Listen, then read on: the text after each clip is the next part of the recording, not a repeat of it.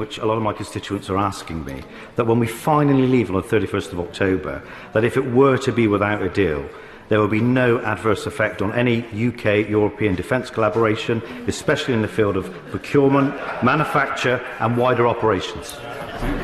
I'm grateful to my honourable friend, and I can tell him that we are proceeding with a huge collaborations across the front with our European friends, and I have no reason to believe that any of them will be interrupted.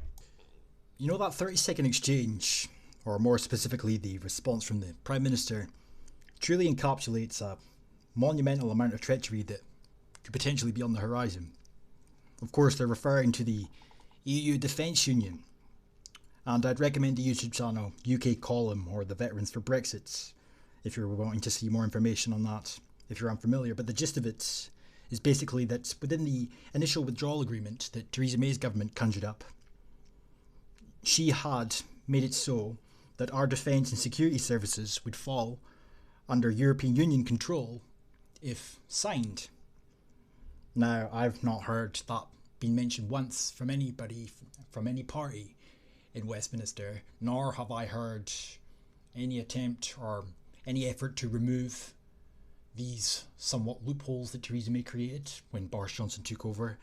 And to hear a response such as that, you know, that there's no reason anything will be interrupted and that we're proceeding with huge collaborations across the front, it really is telling, potentially. And the reason I bring this up, of course, is it got me thinking a little bit about the real agenda behind the SNP, potentially, with their incessant attempts to stop Brexit on a daily basis. There is a part of me that's really starting to think that in the next few years, Ireland will reunite with the Republic of Ireland. The news the other day were even talking about somebody saying it could happen in the next 5 years. And then we've got the SNP, who seem to have a good portion of the Scottish public completely and utterly duped with their non-stop bombardment of bullshit and lies. And now Wales have got the equivalent to the Rainbow Unicorn Brigade, who want the same as what Helmet Head wants, apparently. Effectively, if everything in this regard was successful, including the European Union Defence Fund, Union, sorry, it would effectively break up the UK, all of us, all four countries, then being stuck side by side within the European Union. And it goes back to a point I've made before, that it'd be a bit difficult, I would have thought, for the European Union to consume completely the UK as a union within a union. So that could also explain as well why Boris Johnson in his speech at the Tory conference was emphasising one nation an awful lot. One nation potentially meaning England in that regard. As I said, I could be just speculating. Well, I am speculating. I could be wrong. And fuck me, I hope I'm wrong. But alarm bells are ringing. As it would, though, when I think about it, explain a hell of a lot when it comes to why the Rainbow Unicorn delegates of the SNP are never ever pulled up on their goalpost shifts, which happen regularly, and the contradictions which stare them in the face. Anyway, speaking of the SNP, Helmet Head, little wanker, Peter Blackford, was on the Sunday Politics Scotland show this morning, back again with what looks like hair gel, or something similar, for his latest in a long line of regurgitated crybaby routines, peddling the same Helmet Head approved talking points, which we've all heard 1,000 times before, and of course, scapegoating Scotland to try and justify his fucking cancerous bullshit. Pardon my French. So anyway. The SNP's Westminster leader, Ian Blackford. Well, Ian Blackford, first of all, just on this point about the Benn Act, Stephen Barclay has just said to Andrew Marr, no, the government will comply with the law. They said to the court that a letter would be written to the EU, yet Boris Johnson keeps saying we'll leave on the 31st with no delay. Do you think they've come up with some way of squaring that circle?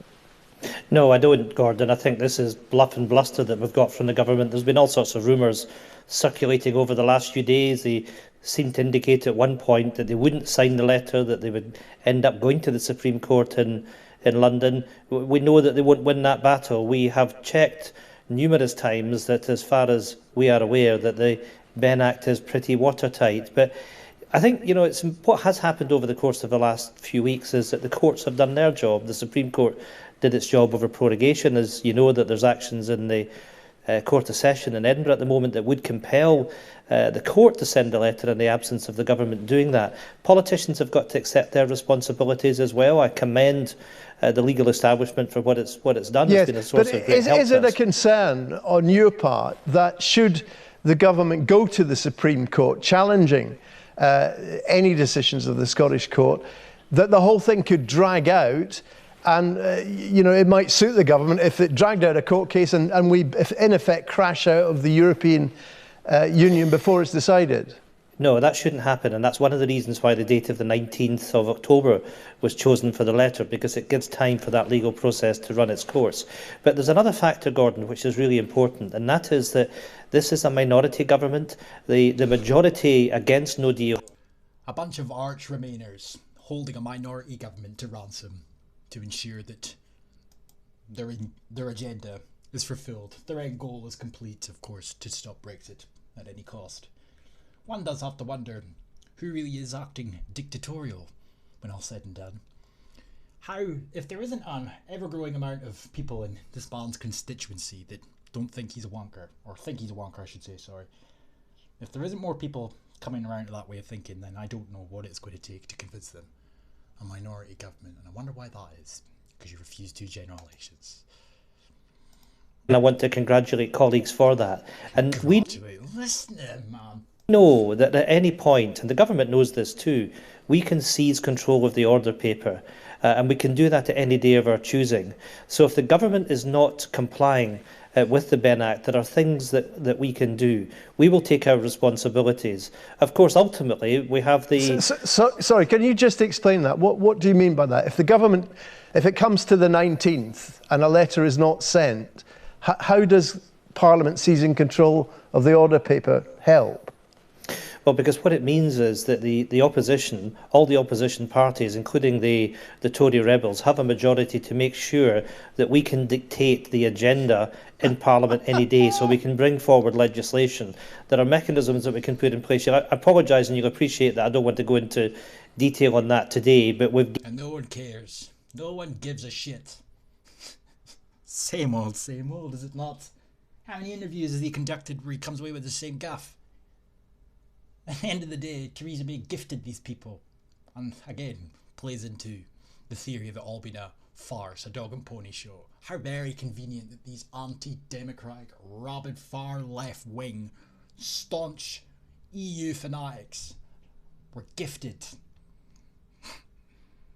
Theresa May's shoddy performance at supposedly coming to negotiations to formulate a deal culminates in the worst withdrawal agreement in history, leaving one viable option left, unless it was all completely scrapped, or if a free trade agreement was instead agreed upon. But nonetheless, the only viable option being no deal.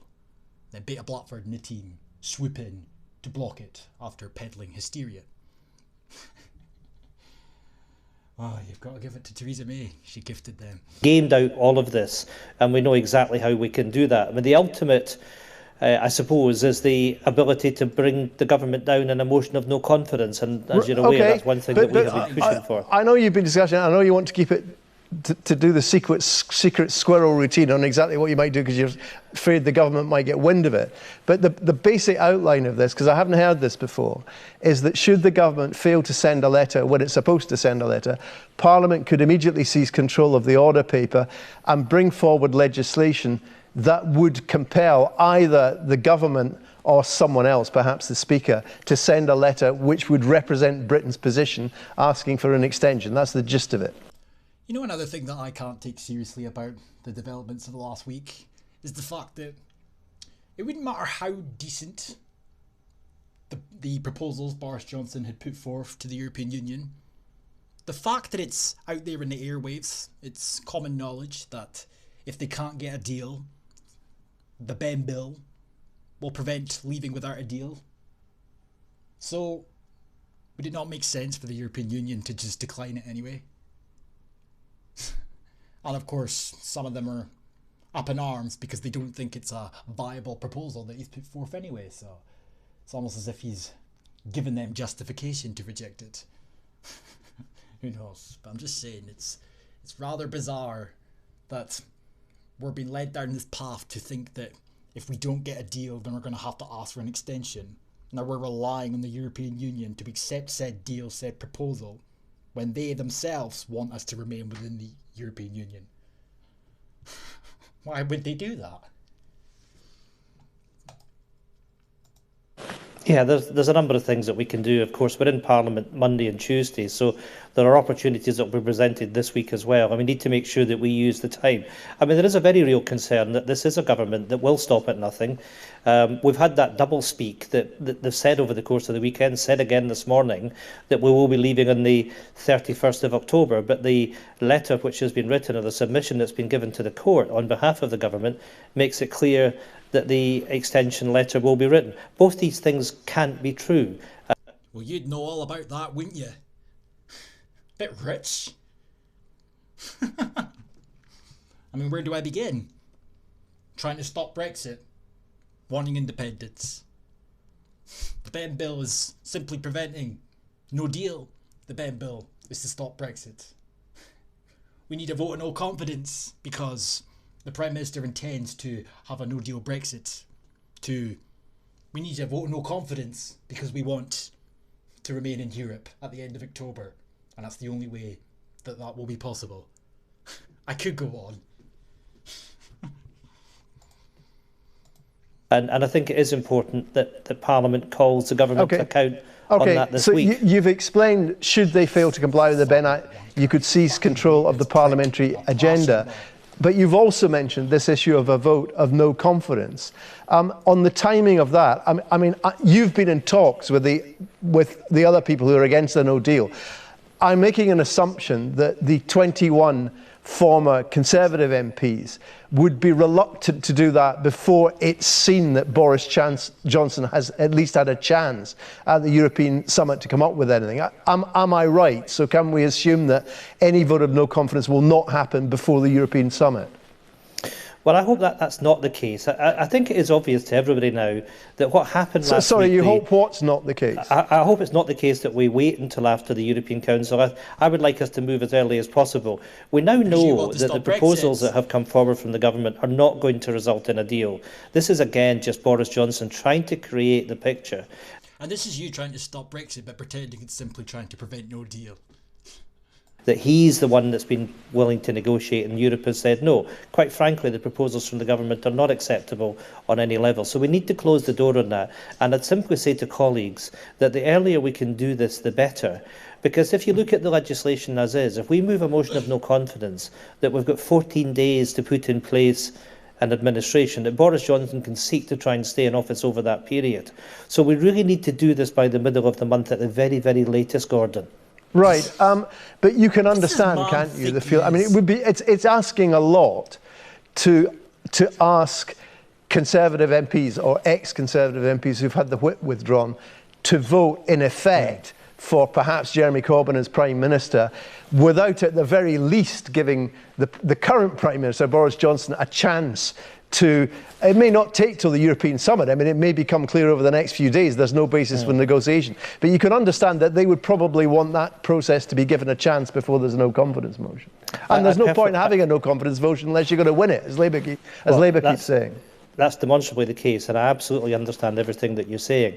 But I would say to everyone, look, we've come a long way. We've got the Ben Act in place, but we've still got a Prime Minister. We've come a long way, yes, in 3 years here. Almost there, fat boy. You've almost stopped Brexit completely. And you're taking all the credit for it too.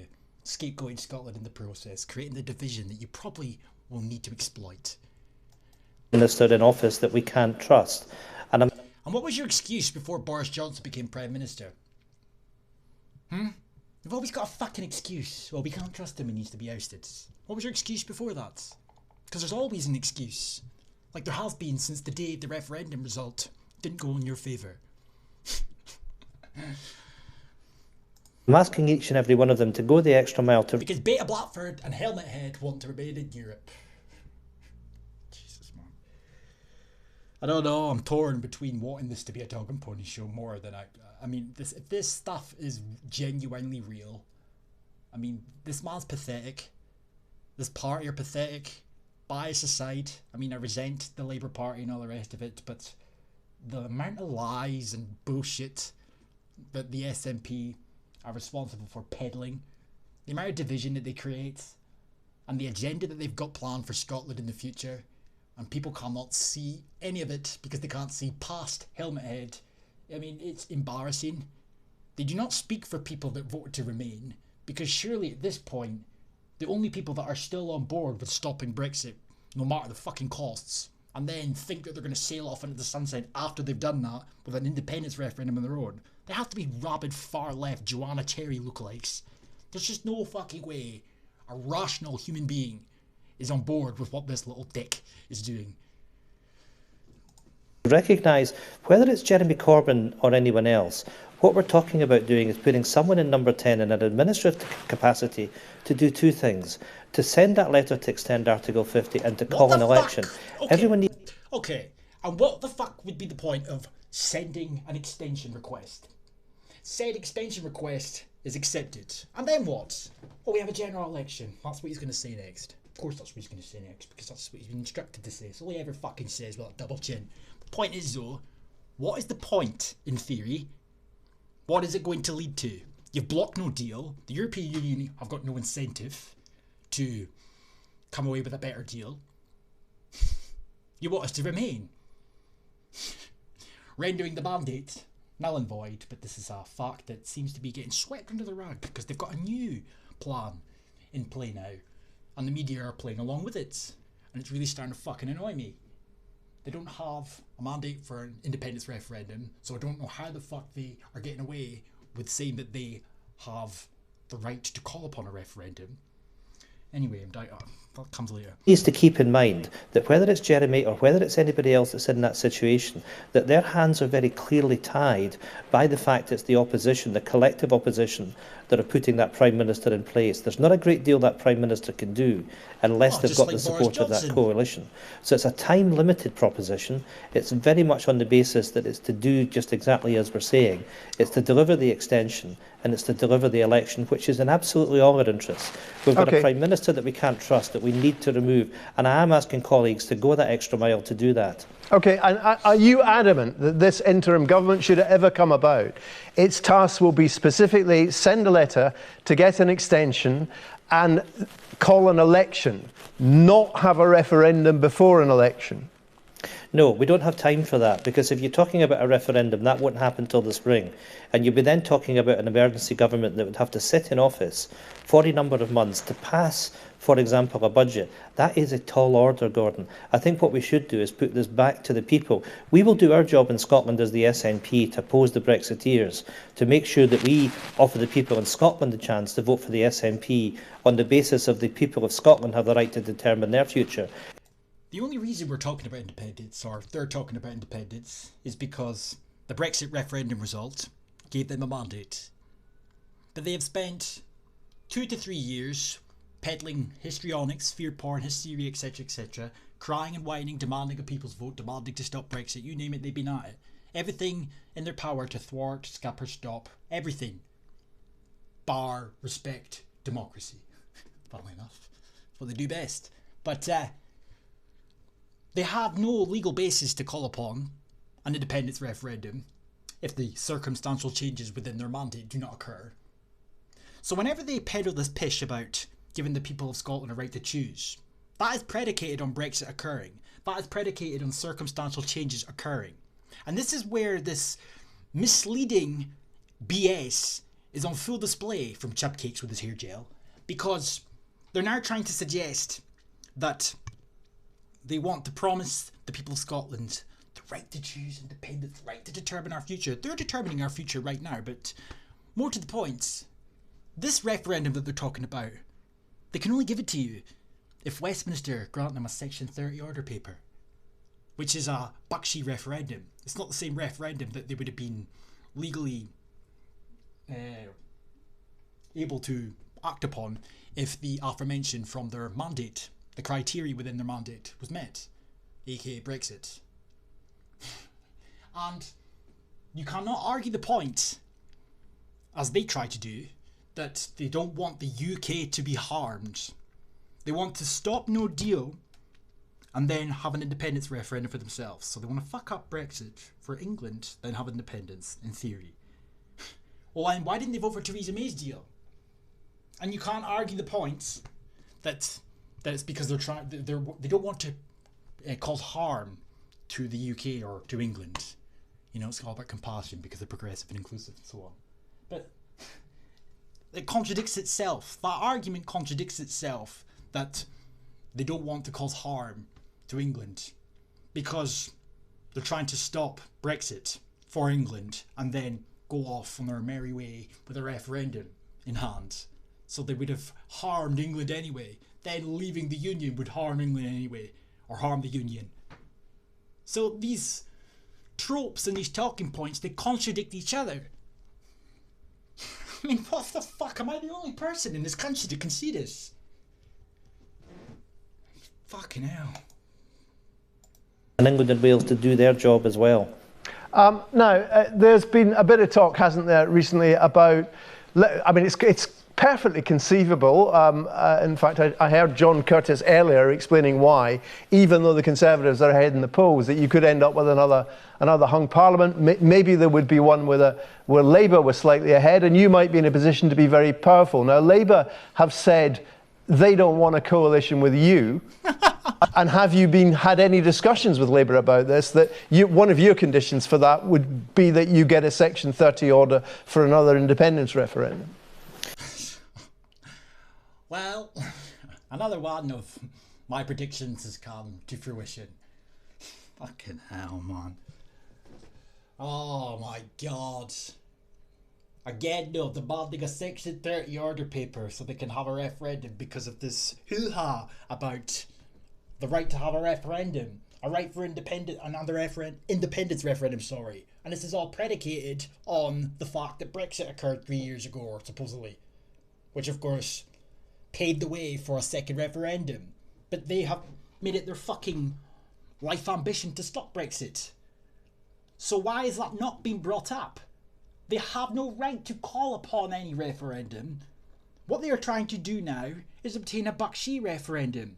And they're using the fact that they almost had a mandate for a referendum 3 years ago, or whenever Brexit was supposed to occur, to fuel and fan the flames for a Bakshi one.